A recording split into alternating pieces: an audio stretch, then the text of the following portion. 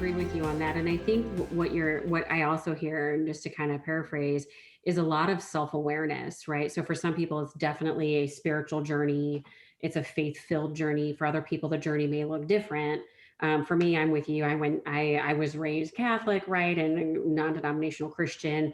We go to Saddleback Church here in Southern California, and we get to hear Rick Warren speak, and a lot of people at his church. And so I think that the premise is the self-awareness and finding something bigger than yourself that you can pour into, right? At the end of the day. So whether that's your kids or something else, one of the exercises we always do with our clients, and I've done, is we look at the company's mission statement, and then we start looking at the team's mission statement, or purpose statement, as I call it, because I think mission and vision is overused and nobody really knows what it means.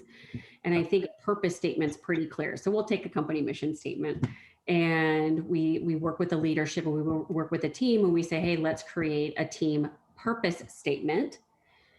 And then we cascade that down further to, what is your own personal professional purpose statement? And it doesn't have to necessarily be about the products and services you're selling. It's really about you as a person from a professional perspective. Why do you do what you do, and what gets you up in the morning? And a lot of times it revolves around providing for our families. It revolves around giving back to the community. My daughter is super into the arts and in silks. My son is on the autism spectrum. So there's a lot of giving back in some of those ways, right? And so I think that's the key, is the self-awareness again, to go, and the determination to go, hey, I don't want this. I want this type of life. So I'm going to live out an empowered lifestyle, and identifying what are those truths, right? And living out with determination what those are at the end of the day. That's on the qualitative side, and the mindset, which is huge, right? Because Henry Ford's quote of, if you think you can, you're right. And if you think you can't, you're right. So many times we are our own worst enemies. And so I think let's talk a little bit about the sales side now, where we're talking about, hey, I did it this way. And so it sounds like there was a mental exercise of, okay, got myself mentally back where I want to be. I am now going to fire on all cylinders, and I'm going to use my experiences, all of them, and figure out how to help out small businesses. How did you get there? It's a long journey that goes on every day. In the last year and a half, I decided to start a brand new business for a pandemic, because I knew the pandemic was going to hit. I said, let's go do this. Sure. Right.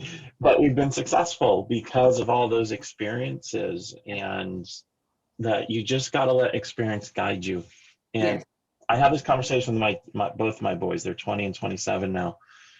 You need to go find a coach and a mentor in your life, because right now you don't have enough experience.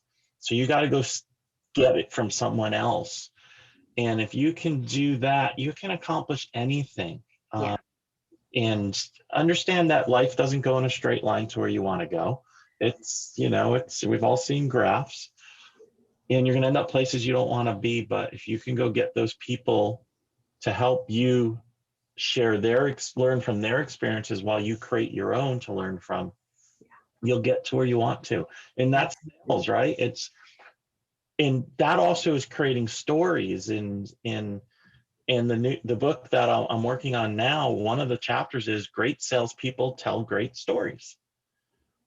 You have to tell stories, otherwise. And I love that you're doing these podcasts, because these are stories you bring on.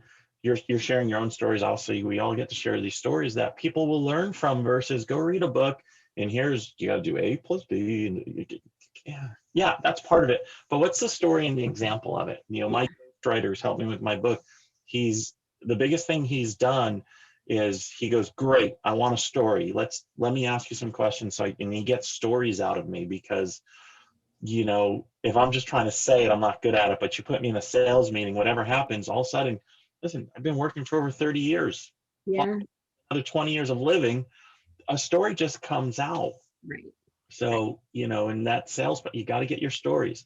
Yeah. And by the way, if you don't have a story, then take one from the people you work with or your mentors and coaches, because in the sales process, you're just sharing a story. It's a true story. It doesn't have to be yours. Yeah. It just has to be a story so that people can connect emotionally with why they want to do business with you. Absolutely.